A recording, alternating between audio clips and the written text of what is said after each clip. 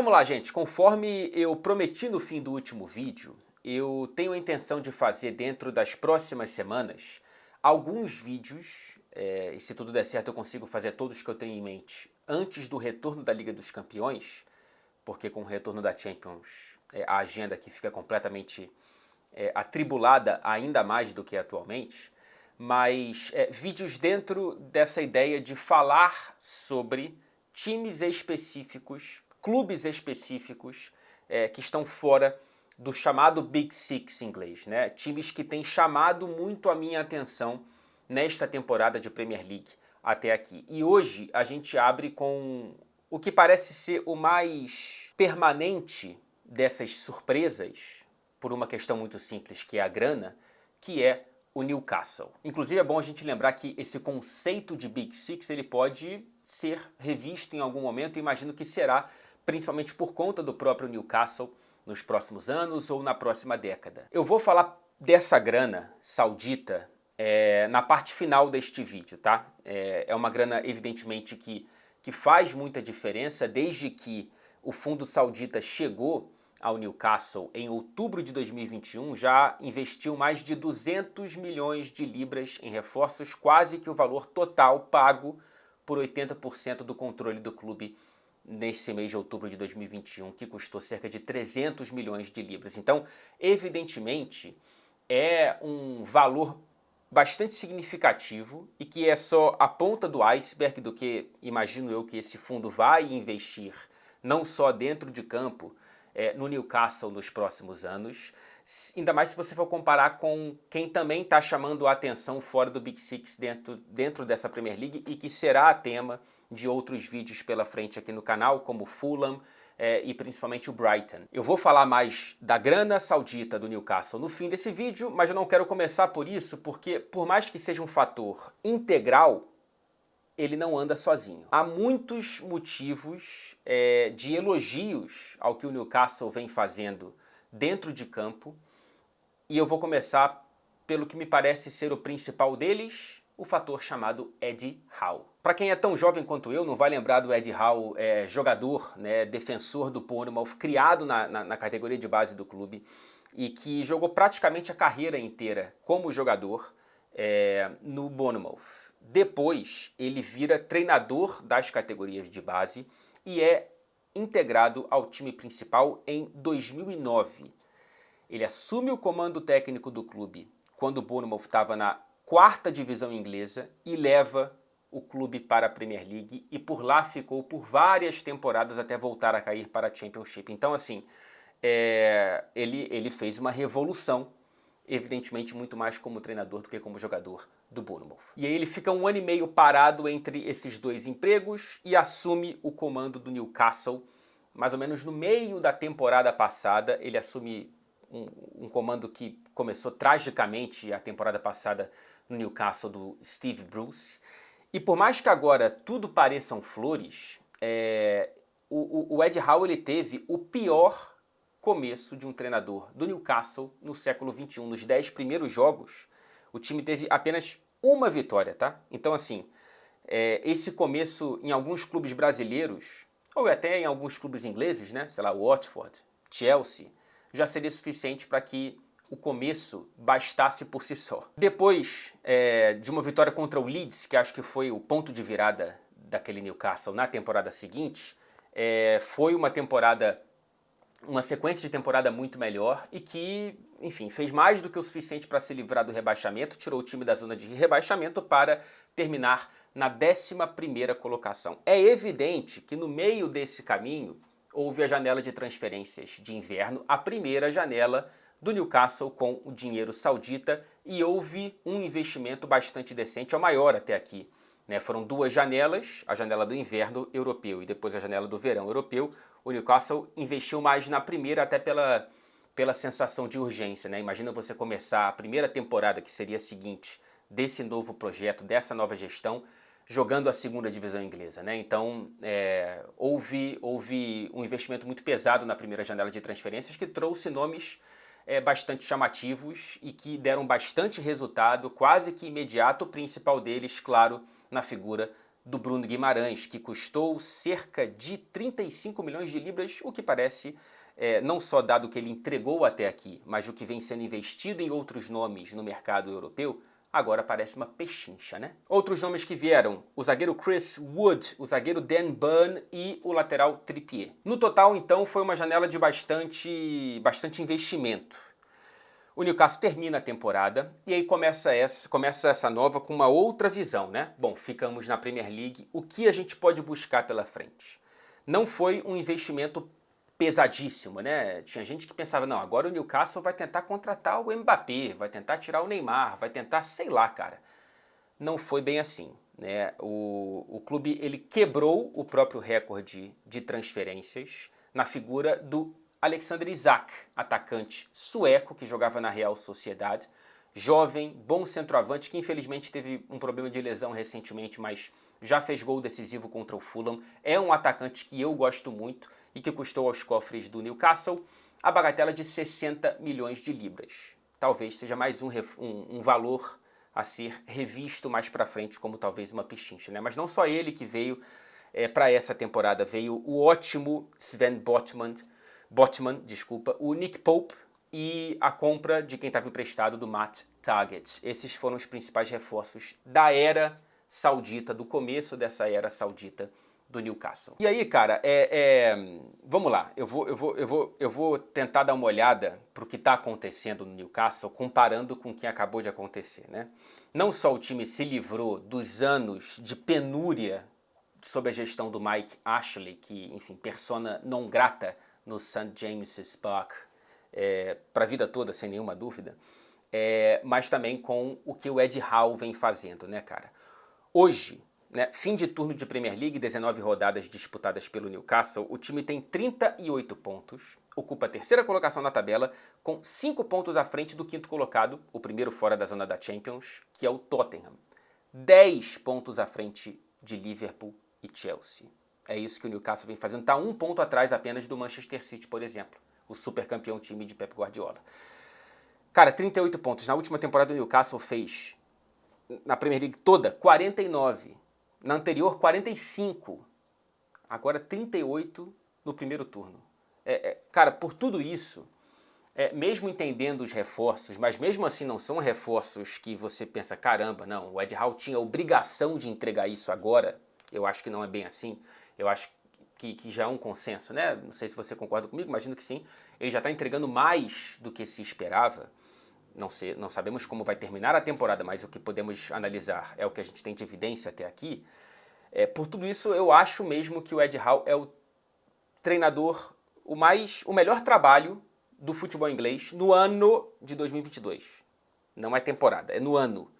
Né, que ele começa tirando o Newcastle da zona de rebaixamento, entregando na 11ª colocação, e faz isso na primeira metade dessa temporada. O ano do Newcastle de 2022 é absolutamente espetacular e surpreendente. Eu tô falando que o Eddie Howe é mais treinador que Guardiola e Klopp? É evidente que não, mas comparando material de trabalho com resultado, não acho que é uma afirmação tão maluca assim, não. E aí não tem apenas quem chegou e já bateu no clube e deu muito certo, né? Tem a transformação de jogadores que ali já estavam.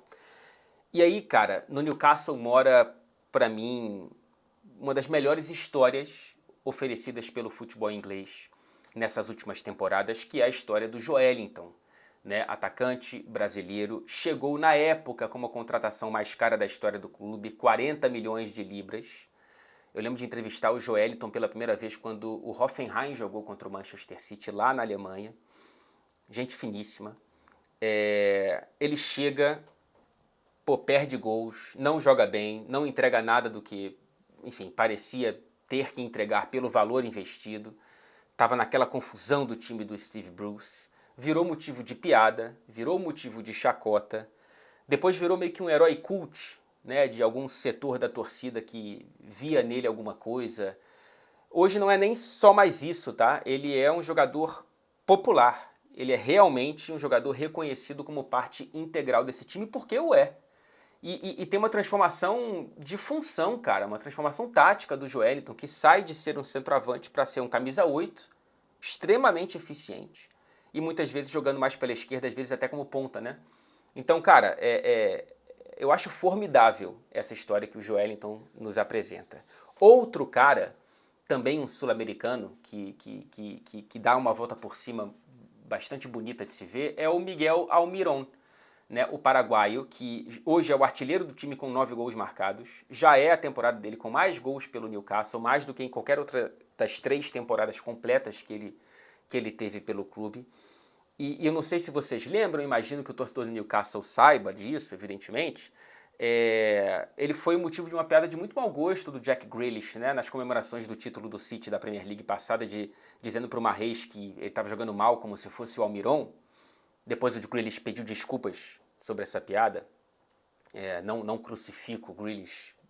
A piada é horrorosa, mas eu não acho que isso transforma o Grealish numa pessoa horrorosa. Inclusive, o que eu tenho de informação é que ele é um cara bastante legal e veio pedir desculpas pro Almirón. Mas enfim, ele sai de ser motivo de uma piada de mau gosto para ser o artilheiro do time e mais um dos símbolos, mais uma das personificações dessa transformação absoluta do Newcastle, de ser um time com jogadores que não se concatenavam para ser essa força que hoje penetra no G4 da Premier League. E, cara, qual é o teto, né? Qual é o teto desse Newcastle? A gente pode falar de títulos, né? É um Newcastle que briga, hoje está na semifinal da Copa da Liga Inglesa e pode vir a conquistar esse título, o que tiraria o time de uma fila, cara, o clube de uma fila, olha cá. Não conquista um troféu nacional desde 1955, que conquistou a Copa da Inglaterra. Tem todo esse tempo sem nenhum título dentro do futebol inglês, o Newcastle, cara. Não conquista a Premier League, que nem era a Premier League, evidentemente, na época, era o campeonato inglês, desde 1927, quase 100 anos sem conquistar o campeonato inglês. Não sei se vem nessa temporada, não sei se de fato o clube está na briga pelo título ou na briga por Champions, o que já seria maravilhoso. O Newcastle tem apenas 2 participações na Champions na história, uma em 97 e a última em 2002, ou seja, já aí tem mais de 20 anos. Mas de qualquer forma, cara, imagina se consegue bater na Champions e ganhar ainda uma Copa Nacional. Seria uma temporada maravilhosa. Outro jogador que a gente tem que falar também, não só porque é importante, mas enfim, é outro brasileiro desse time que vai muito bem. Já falei um pouco dele, né, do Bruno Guimarães, que agora está, infelizmente, com uma lesão no tornozelo, mas parece não ser tão grave quanto poderia ser. A cena foi feia, né? Ele contra o Fulham, ele torce o tornozelo numa queda com o peso do corpo em cima do pé, mas parece que é questão de semanas e não de meses de recuperação. Com o Bruno como titular, o Newcastle tem 62% de aproveitamento em 32 jogos. Sem o Bruno, 20% de aproveitamento em 5 partidas. Então, assim, é essencial. E sendo que estamos em uma janela de transferências, né? Na metade do mês de janeiro. E pode ser que o Newcastle vá ao mercado novamente para reforçar, especialmente esse setor de meio campo, até porque vai ficar sem o Bruno aí por algum tempinho. Então, assim, cara, tem diversos pontos, diversos prismas para você se impressionar e elogiar com o que tem sido feito por quem está no Newcastle. É evidente que isso não faz com que a gente não possa ter um olhar crítico sobre de onde vem esse dinheiro, né? É um assunto sensível, porque, infelizmente, esse tipo de grana, no caso do Newcastle, imagino que se a gente tivesse que fazer um triste ranking de piores ditaduras atualmente, a Arábia Saudita, se não estiver no topo, está flertando com o topo, é terrível. Mas, infelizmente, o Newcastle não é o único clube nessa situação, né? A gente tem o PSG com o Qatar, o Manchester City com os Emirados Árabes, a Supercopa da Espanha sendo disputada dentro da Arábia Saudita, corrida de Fórmula 1, enfim, cara, o golfe, cara, tudo faz parte de um plano também, especificamente da Arábia Saudita, de até 2030 se tornar mais independente do dinheiro, da grana do petróleo e ramificar um pouco mais enfim, fontes de renda e também, evidentemente, usar o esporte como o soft power, né, como uma tentativa de se vender com outras caras, colocar uma máscara à frente da face real, né? E lembrando, a Arábia Saudita não é a única que faz isso. Enfim, cara, o esporte é isso hoje em dia. Isso não quer dizer que a gente não possa criticar, isso não quer dizer que a gente não possa apontar o dedo, né? Tem uma expressão em inglês que é whataboutery, e eu vou escrever aqui, que acho que a tradução seria, e aquilo outro ismo. Tipo, quando você fala, o Newcastle tem um dinheiro que vem de um país terrível. Alguém fala, mas e o Manchester City? E o outro, e aquilo outro? Enfim, a gente não precisa relativizar tudo, né? Criticar algo não te obriga a criticar tudo ao mesmo tempo. É evidente que há críticas ao dinheiro do Manchester City, ao dinheiro do PSG, e eu tenho críticas pessoais a dinheiro de bilionários americanos que são tratados como se fossem santos, mas muitas vezes não são, e a gente sabe muito bem que não são. Né? Às vezes, dependendo do país de onde nasce, o cara ou é bilionário ou é oligarca, e a gente tem que entender essa lente ocidental pela qual a gente olha esses fatos, para ter uma visão um pouco mais crítica. Enfim, é importante estudar muito esses assuntos. E a relação do futebol com ditaduras não é nova, né?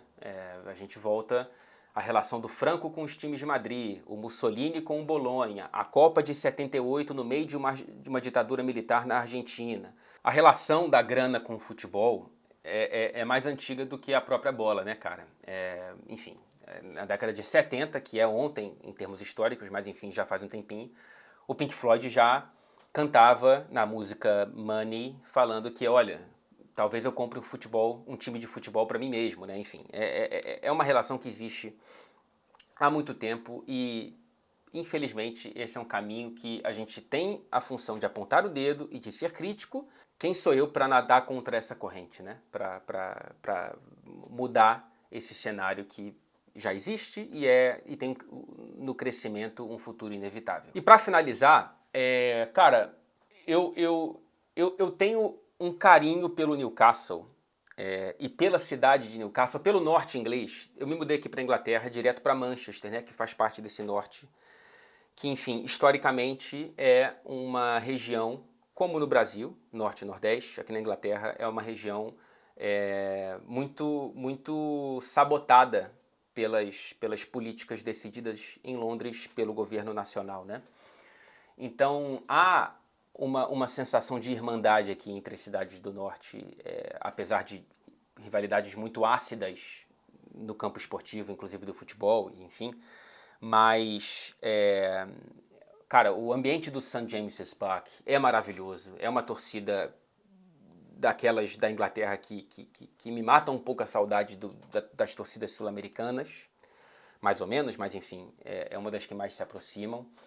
E tem um filme que eu deixo como sugestão aqui, se é que você ainda não assistiu, que se situa em Newcastle e traz de maneira brilhante como pessoas num país tão rico como a Inglaterra, como o Reino Unido, passam por situações inacreditáveis de pobreza e como Newcastle tem um histórico infeliz, né, de ser uma das cidades marcadas por essa cicatriz imposta pelo planejamento econômico do país, né, que é o filme chamado I, Daniel Blake. Imagino que a tradução seja Eu, Daniel Blake, do diretor brilhante, também do norte da Inglaterra, o Ken Loach. Então, assim, para entender um pouco mais do que se passa em Newcastle e em outras cidades irmãs do norte da Inglaterra, eu recomendo esse filme, que é um filmaço, é lindo.